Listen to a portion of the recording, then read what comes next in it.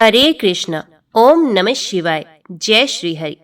आज के वीडियो में आप सुनेंगे फाल्गुन मास महात्म्य के अध्याय 13 की कथा।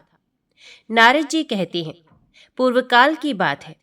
महिसागर संगम तीर्थ में एक ऐत्रेय नामक ब्राह्मण रहते थे। उन परम भाग्यशाली ब्राह्मण देवता ने यहीं भगवान वासुदेव की कृपा सिद्धि प्राप्त की थी। अर्जुन ने पूछा, मुने, ऐत्रेय किसके पुत्र थे? उनका निवास स्थान कहाँ था? परम बुद्धिमान ऐत्रेय ने किस प्रकार भगवान वासुदेव के प्रसाद से सिद्धि प्राप्त की थी?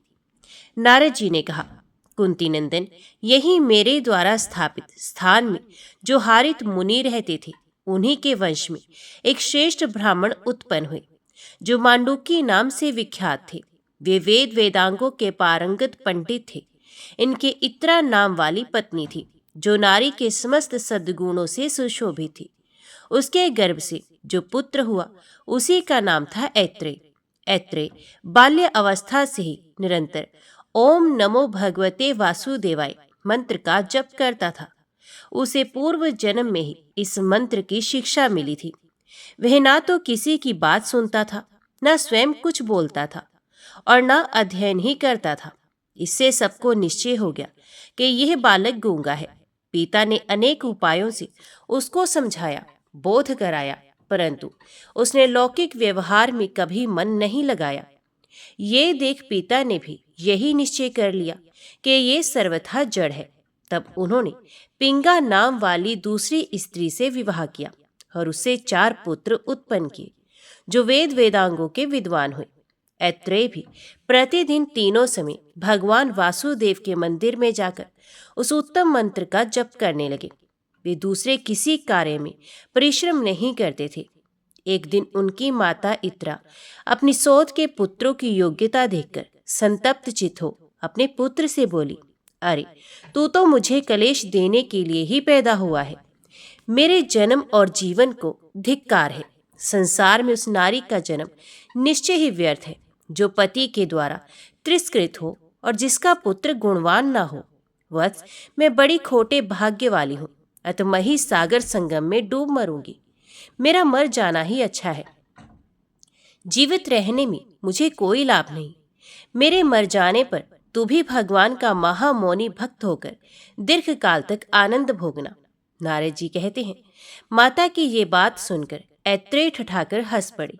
वे बड़े धर्मज्ञ थे। उन्होंने 2 घड़ी भगवान का ध्यान करके माता के चरणों में प्रणाम किया और कहा, माँ, तुम झूठे मोह में पड़ी हो, अज्ञान को ही ज्ञान मान बैठी हो। शुभे, जो शोचनीय नहीं है उसी के लिए तुम शोक करती हो, और जो वास्तव में शोचनीय है उसके लिए तुम्हारे मन में तनिक भी शोक नहीं होता।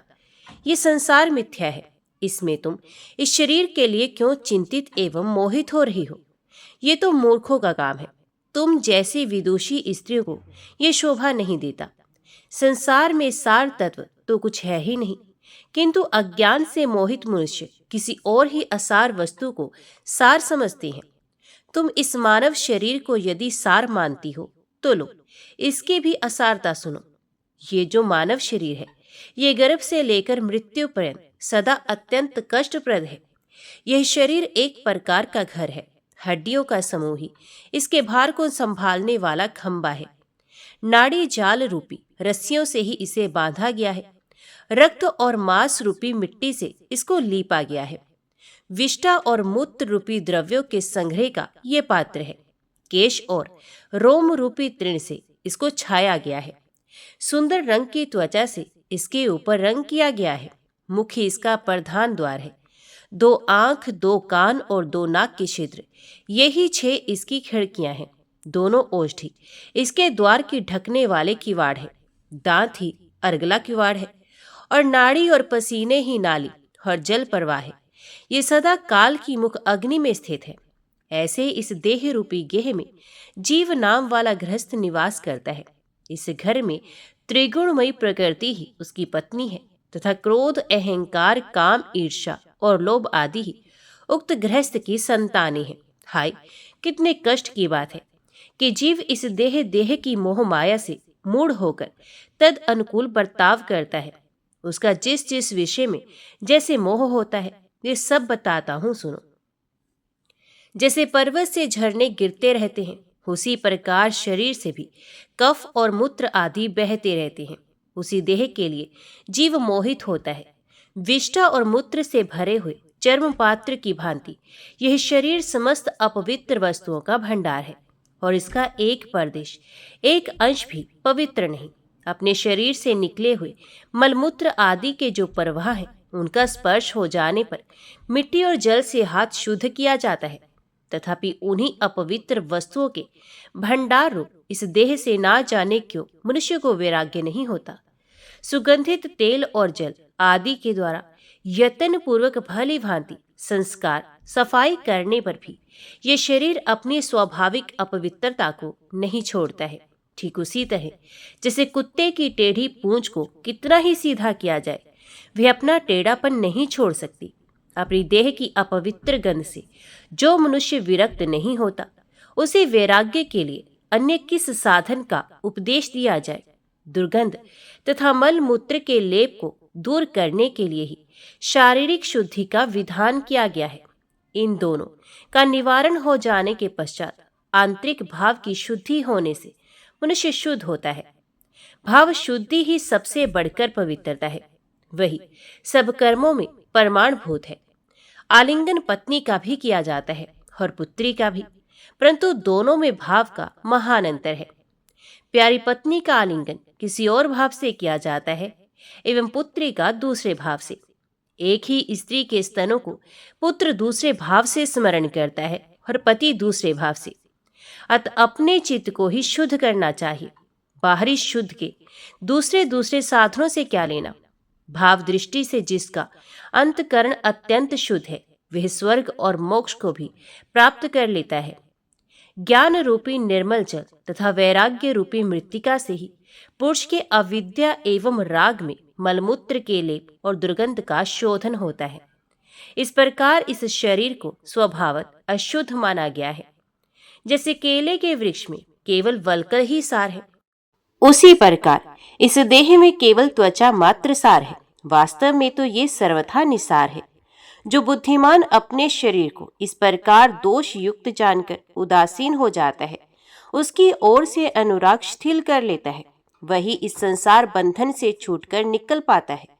किंतु जो दृढ़ता पूर्वक इस शरीर को पकड़े हुए रहता है, इसका मोह नहीं छोड़ता, ये संसार में ही पड़ा रह जाता है। इस प्रकार यह मानव जन्म लोगों के अज्ञान दोष से तथा नाना दुख स्वरूप और महान कष्टप्रद बताया गया है। जैसे बड़े भारी पर्वत से दबा हुआ कोई प्राणी बड़े कष्ट से पीड़ित रहता है, उसी प्रकार गर्भ की झिल्ली में बंधा हुआ मनुष्य महान कष्ट से वहां ठहर पाता है। जैसे समुद्र में गिरा हुआ कोई मनुष्य अत्यंत व्याकुल होकर बड़े भारी दुख से गिर जाता है, उसी प्रकार गर्भगत जल से भीगे हुए अंगों वाला गर्भस्थ शिशु अत्यंत व्याकुल रहता है। जैसे किसी को लोहे के घड़े में रखकर आग से पकाया जाता है, वैसे ही गर्भ रूपी घट में डाला हुआ जीव जठरानल की आंच से पकता रहता है। यदि आग के समान दहकती हुई सुइयों से किसी को निरंतर छेदा जाए, तो उसे जितनी पीड़ा हो सकती है, उसे 8 गुना पीड़ा गर्भ में भोगनी पड़ती है। इस प्रकार स्थावर जंगम सभी प्राणियों को अपने अपने गर्भ के अनुरूप ये महान गर्भ दुख प्राप्त होता है, ऐसा कहा गया है। गर्भ में स्थित होने पर सभी को अपने पूर्व जन्मों का स्मरण हो आता है। उस समय जीव इस प्रकार सोचता है, अहो मैं मरकर पुनः उत्पन्न हुआ और उत्पन्न होकर पुनः मृत्यु को प्राप्त हुआ। जन्म ले लेकर मैंने सहस्रों योनियों का दर्शन किया है। इस समय जन्म धारण करते ही मेरे पूर्व संस्कार जाग उठे हैं, अतः अब मैं ऐसे कल्याणकारी साधन का अनुष्ठान करूंगा जिससे पुनः मेरा गर्भवास ना हो। संसार बंधन को दूर करने वाले भगवदीय तत्व ज्ञान का मैं चिंतन करूंगा। इस प्रकार उस दुख से छूटने के उपाय पर विचार करता हुआ गर्भस्थ जीव चिंता मगन रहता है। जब उसका जन्म होने लगता है, उस समय तो उसे गर्भ की अपेक्षा भी कोटि गुना अधिक दुख होता है। गर्भवास के समय जो सद्बुद्धि जागृत हुई रहती है, वे जन्म हो जाने पर नष्ट हो जाती है। बाहर की हवा लगते ही मूर्ता आ जाती है। मोहग्रस्त होने पर शीघ्र ही उसकी स्मरण शक्ति का नाश हो जाता है। स्मरण शक्ति नष्ट होने पर पूर्व कर्मवशात जीवन का पुण्य उसी जन्म के शरीर आदि में अनुराग हो जाता है। इस प्रकार राग और मोह के वशीभूत हुआ वे संसार में ना करने योग्य पाप आदि कर्मों में लग जाता है। उनमें फंसकर ना तो वे अपने को जानता है, ना दूसरों को जानता है और ना किसी देवता को ही कुछ समझता है। अपने परम कल्याण की बात तक नहीं सुनता, आंख रहते हुए भी नहीं देखता। समतल मार्ग पर धीरे धीरे चलते हुए वह पग पग पर लड़खड़ाता है। विद्वानों के समझाने पर भी बुद्धि रहते हुए भी वे समझ नहीं पाता। इसलिए राग और मोह के वशीभूत होकर संसार में कलेश उठाता रहता है। जन्म लेने पर गर्भकाल में जागृत हुई पूर्व जन्म की स्मृति अथवा गर्भ के दुखों की स्मृति नहीं रहती। इसलिए महर्षियों ने गर्भ दुख का निरूपण करने के लिए शास्त्रों का प्रतिपादन किया है। वे शास्त्र स्वर्ग और मोक्ष के उत्तम साधन है। सब कार्यों और प्रयोजनों को सिद्ध करने वाले इस शास्त्र ज्ञान के रहते हुए भी लोग उससे अपने कल्याण का साधन नहीं करते। यह अत्यंत अद्भुत बात है। बाल्यावस्था में इंद्रियों की वृत्तियां अव्यक्त रहती हैं, इसलिए जीव उस समय के महान दुख को बताने की इच्छा होने पर भी बता नहीं सकता और ना उस दुख के निवारण के लिए कुछ कर ही सकता है। फिर जब दांत उठने लगता है तब उसे महान कष्ट भोगना पड़ता है। सर दर्द, नाना प्रकार के बाल रोग तथा पूतना आदि बाल ग्रह आदि से भी बालक को बड़ी पीड़ा होती है। भूख प्यास की पीड़ा से उसके सब अंग व्याकुल रहते हैं तथा वे कहीं खाट आदि पर पड़ा हुआ रोता रहता है। इसके बाद जब वे कुछ बड़ा होता है तब अक्षरों के अध्ययन आदि से और गुरु के शासन से उसको महान दुख होता है। युवा अवस्था में रागोमुक्त पुरुष की संपूर्ण इंद्रियां, वृत्तियां काम तथा राग की पीड़ा से सदा मतवाली रहती हैं, अतः उसे भी कहां से सुख प्राप्त हो सकता है। मोहवश पुरुष को यदि कहीं अनुराग हो जाता है तो ईर्ष्या के कारण उसे बड़ा भारी दुख होता है। जो उन्मत्त और क्रोधी है उसका कहीं भी राग होना केवल दुख का ही कारण है। रात में काम अग्नि जनित खेद से पुरुष को निद्रा नहीं आती। दिन में भी द्रव्य उपार्जन की चिंता लगी रहने के कारण उसे सुख नहीं मिलता। स्त्रियां सब दोषों का आश्रय हैं। ये बात भली भांति जान लेने पर भी जो लोग उनमें मैथुन से सुख मानते हैं उनका वे सुख मलमूत्र त्याग के सदृश ही माना गया है। सम्मान अपमान से, प्रयोजनों का संयोग वियोग से तथा जवानी वृद्ध अवस्था से ग्रस्त है। निर्विघ्न सुख कहाँ है। युवावस्था का शरीर एक दिन जरा अवस्था से जर्जर कर दिया जाने पर संपूर्ण कार्यों के लिए असमर्थ हो जाता है। उसके बदन में झुर्रियां पड़ जाती हैं, सर के बाल सफेद हो जाते हैं और शरीर बहुत ढीला ढाला हो जाता है। स्त्री और पुरुष का वही रूप जो जवानी के दिनों में एक दूसरे का आधार था, जरा ग्रस्त हो जाने पर दोनों में से किसी को भी प्रिय नहीं लगता। बुढ़ापे से दबा हुआ पुरुष असमर्थ होने के कारण पत्नी, पुत्र आदि बंधु बांधवों तथा दूराचारी सेवकों द्वारा भी अपमानित होता है। वृद्ध अवस्था में रोगातुर पुरुष धर्म, अर्थ, काम और मोक्ष का साधन करने में असमर्थ हो जाता है। इसलिए युवा अवस्था में ही धर्म का आचरण करना चाहिए। वात, पित्त और कफ की विषमता ही व्याधि कहलाती है।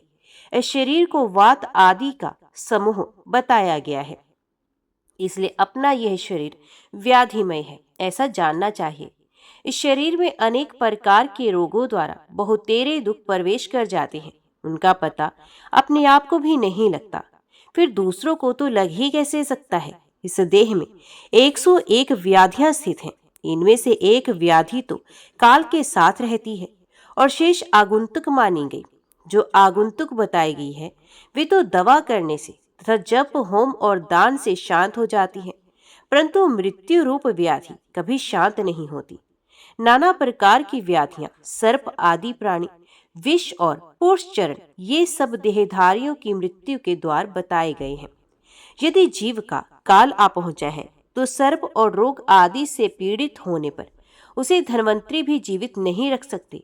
काल से पीड़ित मनुष्य को औषधि, तपस्या, दान, मित्र तथा बंधु बांधव कोई भी बचा नहीं सकते। रसायन, तपस्या, जप, योग, सिद्ध महात्मा तथा पंडित ये सब मिलकर भी काल जनित मृत्यु को टाल नहीं सकते। समस्त प्राणियों के लिए मृत्यु के समान कोई दुख नहीं, मृत्यु के समान कोई भय नहीं तथा मृत्यु के समान कोई त्रास भी नहीं। सती भार्या, उत्तम पुत्र, श्रेष्ठ मित्र, राज्य, ऐश्वर्य और सुख ये सभी स्नेह पाश में बंधे हुए हैं। मृत्यु उन सबका उच्छेद कर डालती है। माँ, क्या तुम नहीं देखती कि हजारों मनुष्यों में से 5 भी शायद ही ऐसे होंगे जो पूरे 100 वर्षों तक जीने वाले हों। कोई 80 वर्ष और 70 वर्ष की अवस्था में मरते हैं। प्राय 60 वर्ष तक की लोगों की परमायु हो गई है, किंतु वे भी सबके लिए निश्चित नहीं है। जिस देहधारी को अपने पूर्व कर्म अनुसार जितनी आयु प्राप्त होती है, उसका आधा भाग तो मृत्यु रूपिणी रात्रि हर लेती है। बाल्यावस्था, अबोध अवस्था तथा वृद्ध अवस्था के द्वारा 20 वर्ष और व्यतीत हो जाते हैं, तो धर्म, अर्थ और काम किसी के भी उपयोग में नहीं आते। शेष आयु का आधा भाग मनुष्य पर आने वाले बहुत से भय तथा अनेक प्रकार के रोग और शोक आदि हर लेते हैं। इन सब से जो शेष रह जाता है वही मनुष्य का जीवन है। इस जीवन की समाप्ति होने पर मनुष्य अत्यंत भयंकर मृत्यु को प्राप्त होता है। मृत्यु के बाद वह पुनः करोड़ों योनियों में जन्म ग्रहण करता है। कर्मों की गणना के अनुसार देह भेद से जो जीव का एक शरीर से वियोग होता है उसे मृत्यु नाम दिया गया। वास्तव में उससे जीव का विनाश नहीं होता। मृत्यु के समय महान मोह को प्राप्त हुए जीव के मर्म स्थान जब विदीर्ण होने लगते हैं, उस दशा में उसे जो बड़ा भारी कष्ट भोगना पड़ता है उसकी इस संसार में कहीं उपमा नहीं है। जैसे सांप मेढक को निगल जाता है, उसी प्रकार मृत्यु जब मनुष्य को निगलने लगती है उस समय वह हाय तात, हाय मात, हाय कांति इत्यादि रूप से पुकारता हुआ अत्यंत दुखी होकर रोता है। भाई बंधुओं से साथ छूट रहा है, प्रेमी जन उसे चारों ओर से घेर कर खड़े हैं। वे सूखते हुए मुख से गरम गरम लंबी सांस खींचता है। चारपाई पर चारों ओर बार बार करवट बदलता है।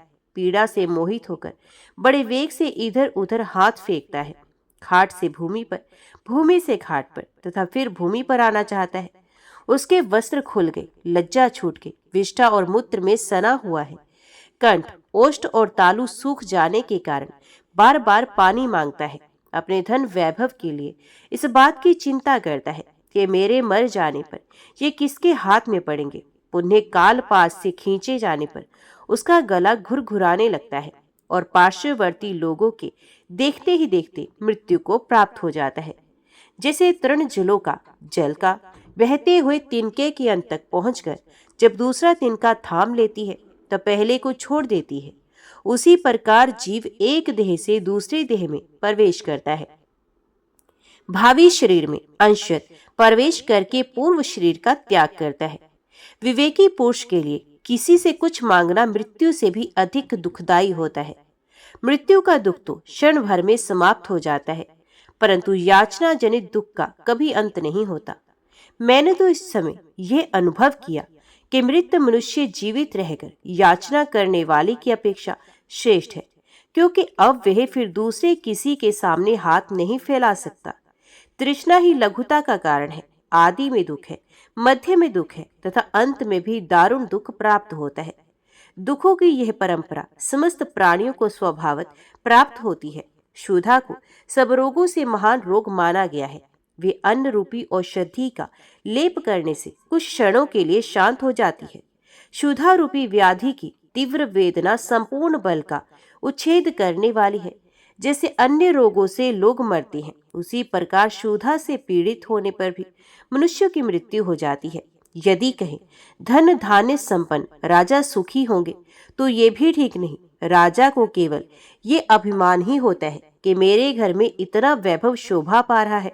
वास्तव में तो उनका सारा आभरण भार रूप है। समस्त आलेपन द्रव्य मल मात्र है। संपूर्ण संगीत राग परलाप मात्र है तथा नृत्य आदि भी पागलों की सी चेष्टा है। विचार दृष्टि से देखने पर इन राज्य भोगों के द्वारा राजाओं को सुख कहाँ मिलता है, क्योंकि वे लोग तो एक दूसरे को जीतने के लिए सदा ही चिंतित रहते हैं। प्राय राज्य लक्ष्मी के मत से उन्मत्त होने के कारण नहुष आदि महाराज स्वर्ग का साम्राज्य पाकर भी वहां से नीचे गिर गए हैं। राजलक्ष्मी अथवा धन ऐश्वर्य से भला कौन सुख पाता है।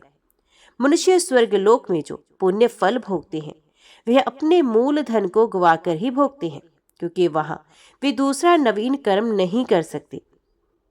यही स्वर्ग में अत्यंत भयंकर दोष है। जैसे वृक्ष की जड़ काट देने पर वे विवश होकर पृथ्वी पर गिर पड़ता है, उसी प्रकार पुण्य रूपी मूल का क्षय हो जाने पर स्वर्गवासी जीव पुण्य पृथ्वी पर गिर पड़ते हैं। इस तरह विचार पूर्वक देखा जाए तो स्वर्ग में भी देवताओं को कोई सुख नहीं।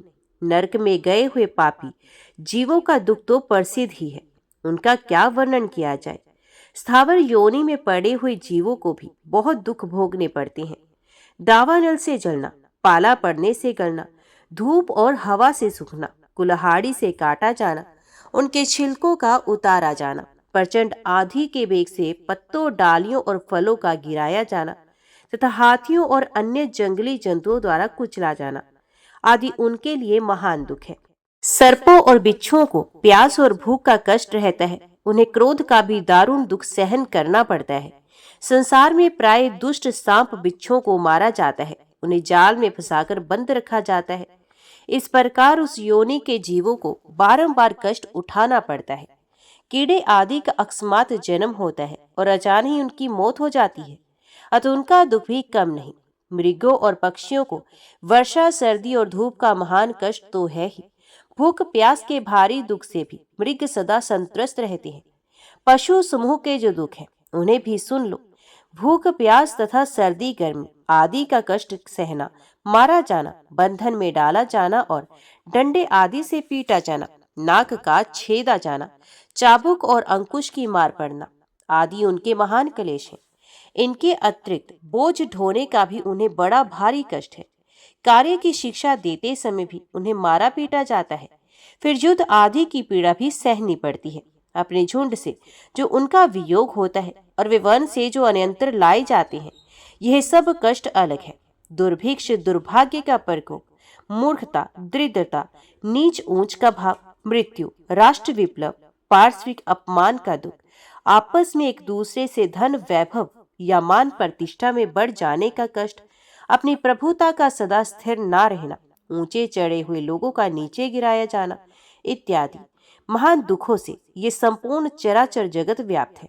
जैसे इस कंधे का भार उस कंधे पर कर देने का मनुष्य विश्राम समझता है, उसी प्रकार इस लोक में एक दुख दूसरे दुख से ही शांत होता है।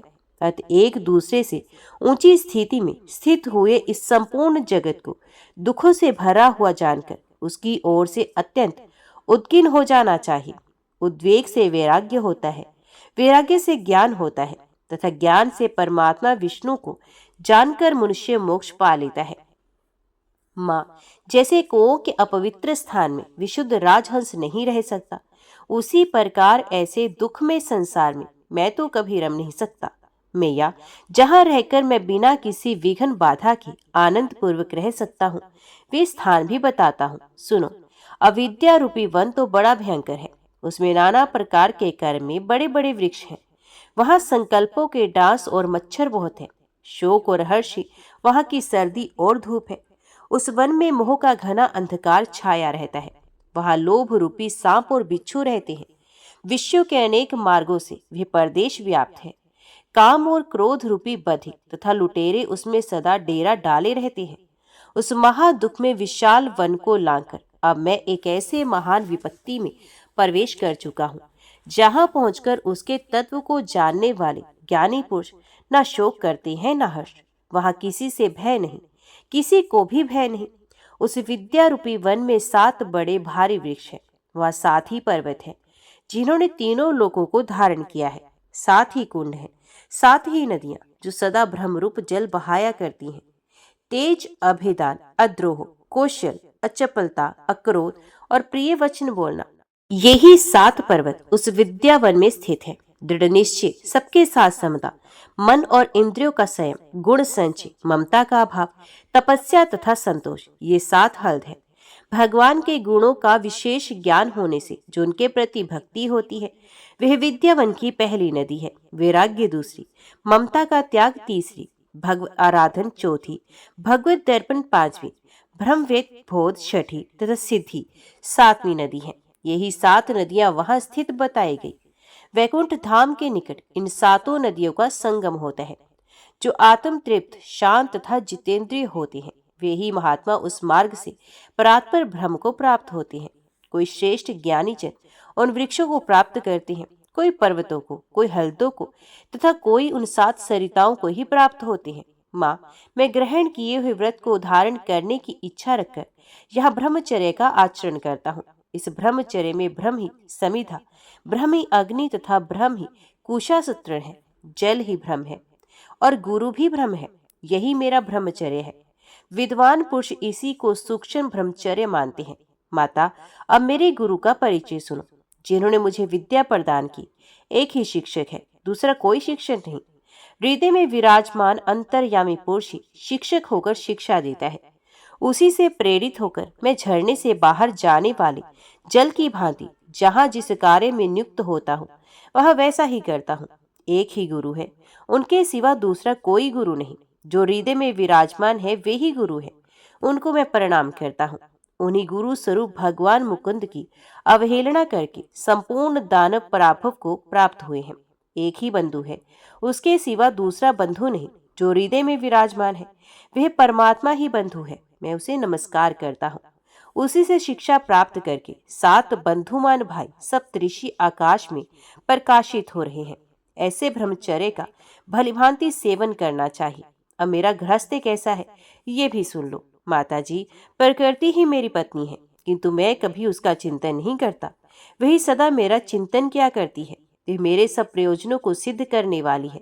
नासिका, जीवा, नेत्र, त्वचा, कान, मन तथा बुद्धि, ये 7 प्रकार की अग्नि सदा मेरी अग्निशाला में प्रज्वलित होती रहती है।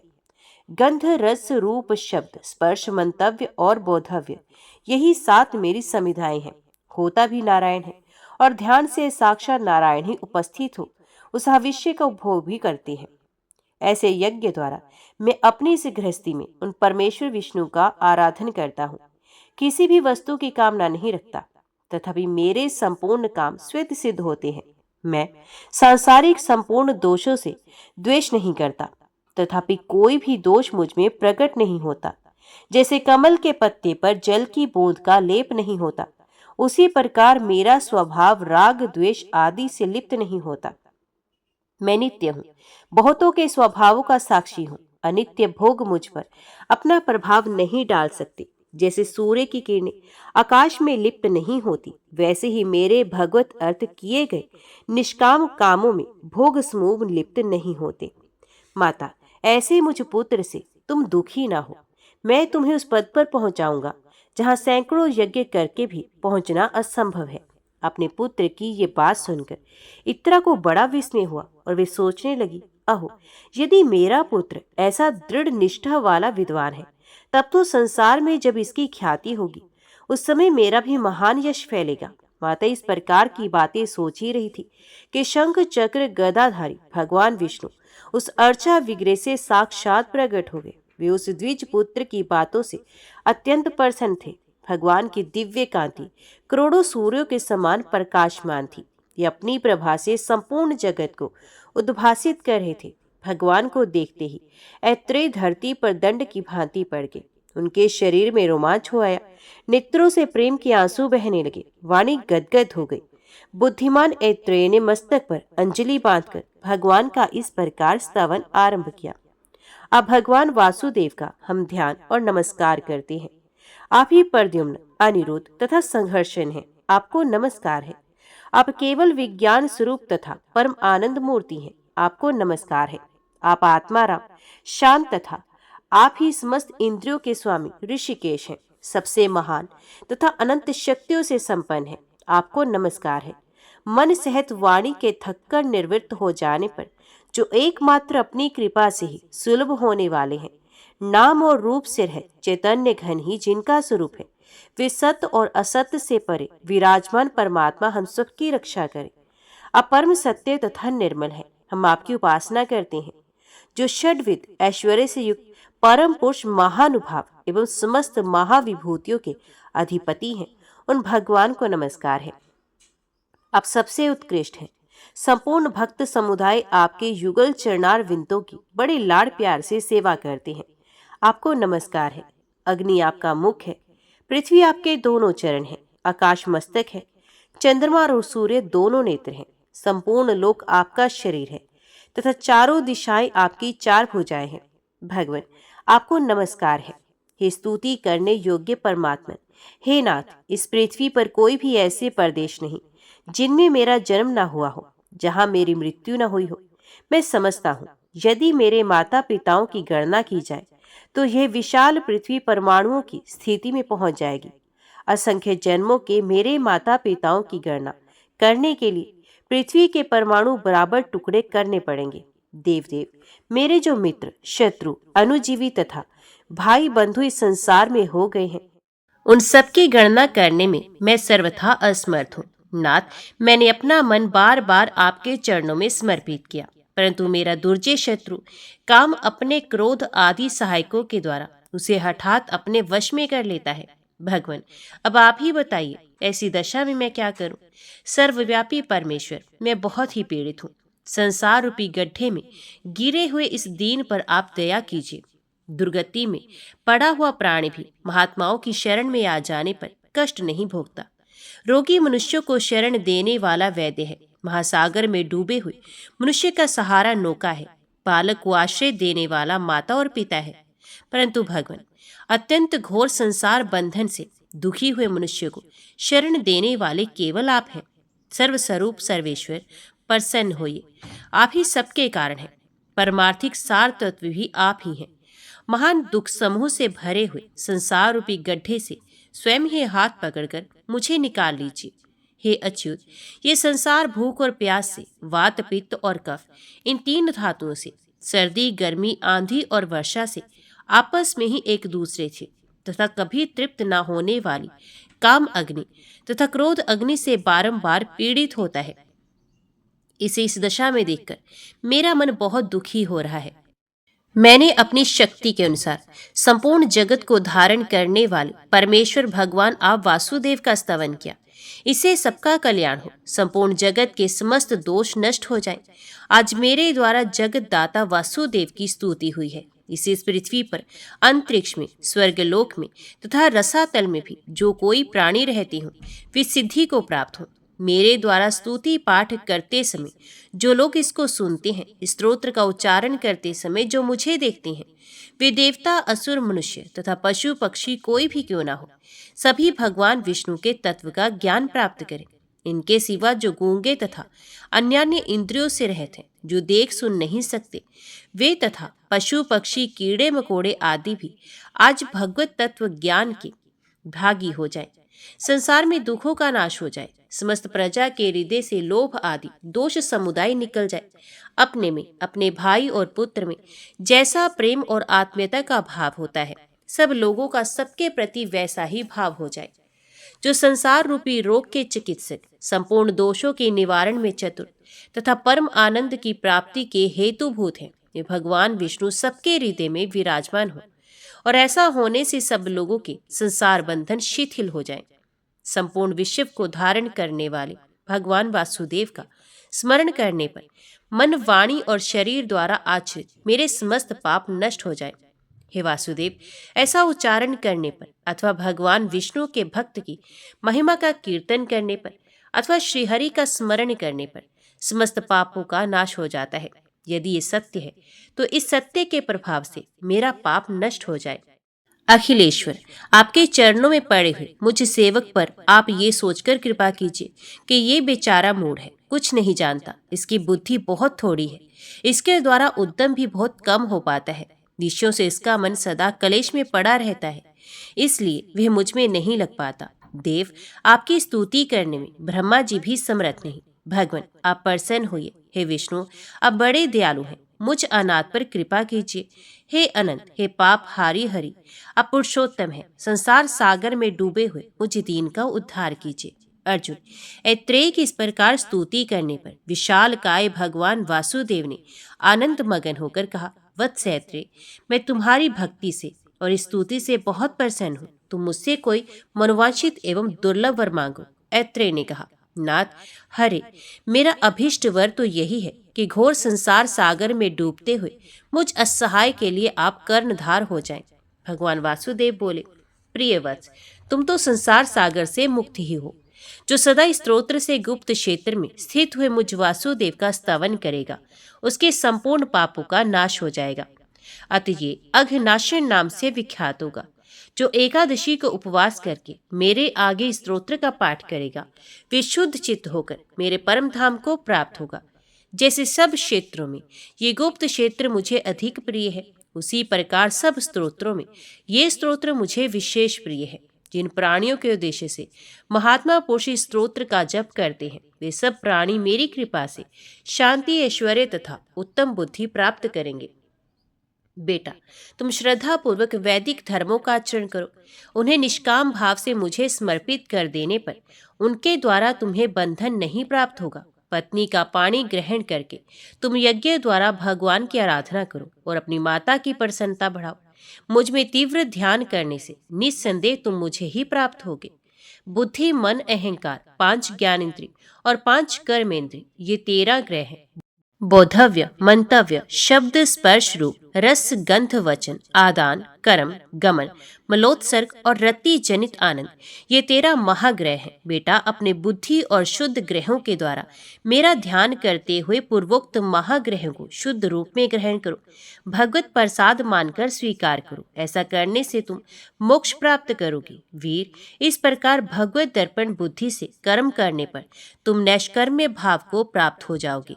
ठीक उसी तरह जैसे चतुर स्वर्ण का रस संबंधी तांबे को स्वर्ण के रूप में उपलब्ध करता है, वर्ण आश्रोचित आचार वाला पुरुष भी यदि अपने सब कर्म मुझे समर्पित करके स्वयं मेरे ध्यान में संलग्न हो जाता है, तो उसे भी यहाँ मोक्ष दुर्लभ नहीं है। इसलिए मेरे बताए अनुसार बर्ताव करते हुए नियम परायण होकर तुम आनंद पूर्वक रहो। अपनी 7 पीढ़ियों का उद्धार करके फिर मुझ में लीन हो जाओगे। यद्यपि वेदों का अध्ययन तुमने नहीं किया है, तो भी संपूर्ण वेद तुम्हारी बुद्धि में स्वयं प्रतिभासित होंगे। अभी यहाँ से कोटि तीर्थ में जहाँ हरिमेधा का यज्ञ हो रहा है जाओ, वह तुम्हारी माता का संपूर्ण मनोरथ सफल होगा। यूँ कहकर भगवान विष्णु पुनः वासुदेव विग्रह में ही प्रवेश कर गए। उस समय ऐत्रेय की माता और ऐत्रेय दोनों एकटक दृष्टि से भगवान की ओर देख रहे थे। तत्पश्चात वासुदेव विग्रह को नमस्कार करके विस्मय और आनंद में निमग्न हो ऐत्रेय ने अपनी माता से कहा, माँ, मैं पूर्व जन्म में शूद्र था। एक दिन सांसारिक दोषों से भयभीत हो एक धर्मनिष्ठ ब्राह्मण की शरण में गया। ये बड़े दयालु थे। उन्होंने मुझे 12 अक्षर मंत्र का उपदेश दिया और कहा, सदा इस मंत्र का जप किया कर। उनकी आज्ञा के अनुसार मैं निरंतर उस मंत्र का जप करने लगा। उस जप के प्रभाव से तुम्हारे गर्भ से मेरा जन्म हुआ। मुझे पूर्व जन्म की स्मृति हुई।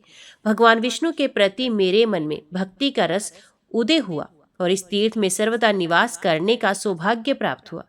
माता से ऐसा कहकर ऐत्रेय यज्ञ में गए और वहां ये श्लोक बोले, जिनकी बुद्धि कहीं कुंठित नहीं होती तथा जिनकी माया से मोहित चित्त होकर हम लोग कर्मों के समुद्र में भटक रहे हैं, उन भगवान विष्णु को नमस्कार है। इस श्लोक का आशय बहुत गंभीर है। हरिमेधा आदि ब्राह्मणों ने जब इसे सुना तब आसन और पूजा आदि के द्वारा ऐत्रेय का बहुत सत्कार किया। तत्पश्चात ऐत्रेय ने अपनी विद्या से उन वेदार्थ निपुण ब्राह्मणों को संतुष्ट किया। फिर सबने उन्हें दक्षिणा दी। हरिमेधा ने ऐत्रेय की अपनी पुत्री भी दे दी। धन और पत्नी को ग्रहण करके ऐत्रेय अपने घर आए। उन्होंने माता को आनंदित किया और अनेकों निर्मल पुत्रों को जन्म दिया। ऐत्रेय सदा द्वादशी व्रत का पालन करते रहे। वे अनेक यज्ञों द्वारा भगवान का यजन करके निरंतर वासुदेव का ध्यान किया करते थे। इस देह त्याग के पश्चात उन्होंने मोक्ष प्राप्त किया। अर्जुन, ऐसी महिमा वाले भगवान वासुदेव यहाँ स्वयं विराजमान है। जो इनकी पूजा अर्चना और स्तुति करता है, उसका सब पुण्य अक्षय माना गया है। ओम नमो भगवते वासुदेवाय नमः।